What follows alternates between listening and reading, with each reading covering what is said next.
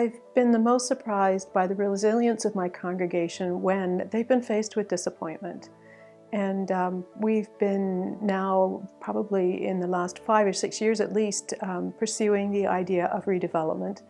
And it's been a journey that has been challenging, filled with disappointment in the terms, in the sense that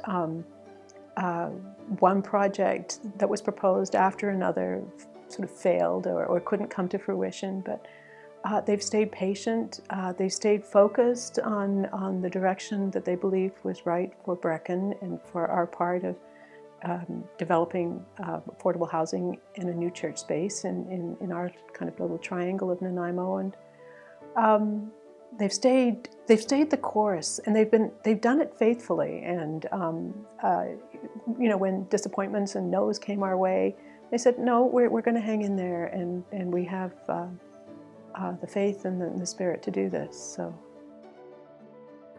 the resilience of my congregation most surprised me in the moment after the amalgamation, after the building project, but not after the mortgage was paid off, which isn't even yet, when in a small group setting, I was in the grip of fear and others in the room were not. They were steadfast, they were faithful, and they knew that there would be a way,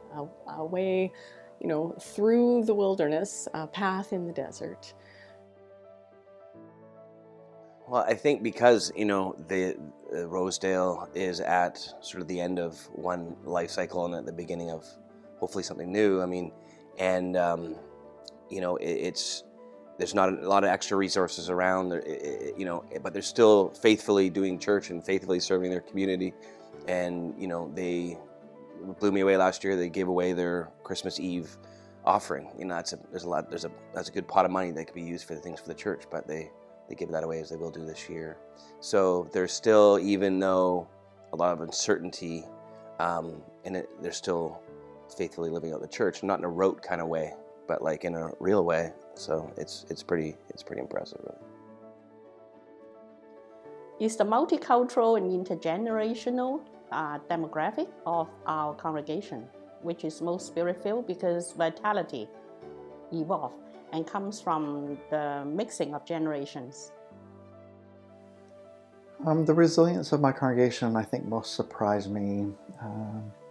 I think the willingness to keep going after the '88 break, which resulted for a lot of that congregation being taken away by a former minister.